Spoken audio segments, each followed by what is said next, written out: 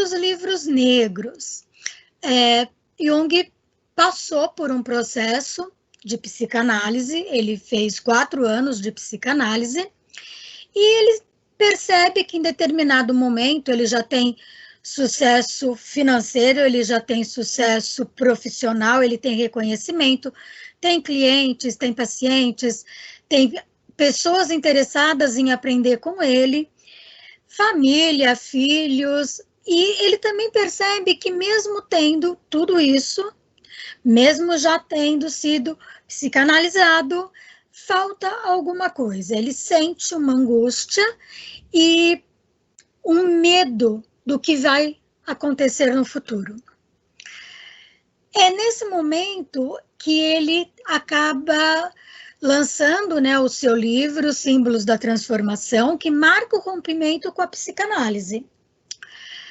E no ano seguinte, ele abandona a presidência da Associação de Psicanálise, por perceber o quanto estava distante, o quanto estava longe, o que ele sentia de angústia, o que ele acreditava, os interesses em tudo que fosse humano, incluindo os aspectos religiosos ou esotéricos, e ele resolve fazer o seu famoso mergulho no inconsciente. Esse mergulho no inconsciente foi uma experimentação com imaginação ativa. E é a partir desse mergulho que ele vai desenvolver os conceitos relacionados ao inconsciente coletivo. Jung já tinha uma ideia do inconsciente coletivo, ele já havia tido uma experiência num congresso americano, em que ele foi inclusive com Freud, onde um paciente fala do falo do sol que gera o vento. E, como sempre, Jung tinha interesse nas pessoas, e ele conversa com esse paciente. Esse paciente chama, fala, olha, observa o sol, veja o movimento, o falo gera o vento. E ele achou aquele interessante, mas sem muito sentido. E, tempos depois, uma pedra que havia ainda não sido codificada, né, uma pedra gravada da antiguidade, ela é traduzida e nessa pedra se fala dessa mitologia do sol, o falo do sol e do vento. Né? Então, Jung começa a ter muita certeza que existe algo além daquele inconsciente pessoal que era tido como o único inconsciente possível. Então, veja, esse inconsciente pessoal, ele permitiria um esgotamento do inconsciente. Por quê? Se o meu inconsciente começa com a minha história de vida, ele tem um tempo determinado. Ele não é infinito, ele não é possível ter outras coisas. Então, a partir do momento que existe um tempo e que tudo que está no meu inconsciente passou pela minha consciência, seria possível que fosse resgatado esse material que foi esquecido ou reprimido e eu esgotaria o inconsciente. E essa ideia também incomoda Jung. Né?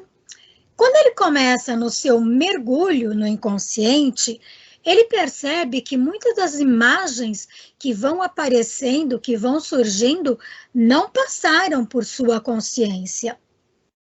E algumas ideias que ele tem no exercício de imaginação ativa, ele vai dizer depois que ele não teria de forma consciente. Elas não vinham da consciência, não eram criações da consciência. Eram criações do seu inconsciente. Então, para ele fica muito forte essa ideia. Ele começa a experimentação em 1912 e os livros negros vão até 1932. Mas em 1916 ele começa a escrever construindo a ideia do inconsciente coletivo.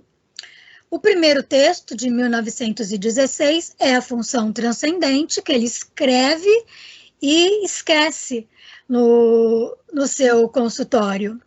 Esse texto foi resgatado pela sua equipe e publicado em 1928.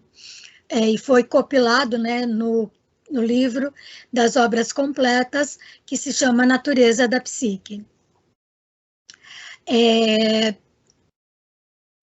Em 1916, ele também publica A Psicologia do Inconsciente e o Eu e o Inconsciente. E nessas publicações, ele tem a intenção de mostrar a sua teoria e ele vai construindo desde a psicanálise e ele vai mostrando algumas limitações tanto da psicanálise utilizada por Freud e a psicanálise utilizada por Adler. Né? Então, ele começa a construir os conceitos de extroversão e introversão, que, na verdade, são manifestações da energia psíquica.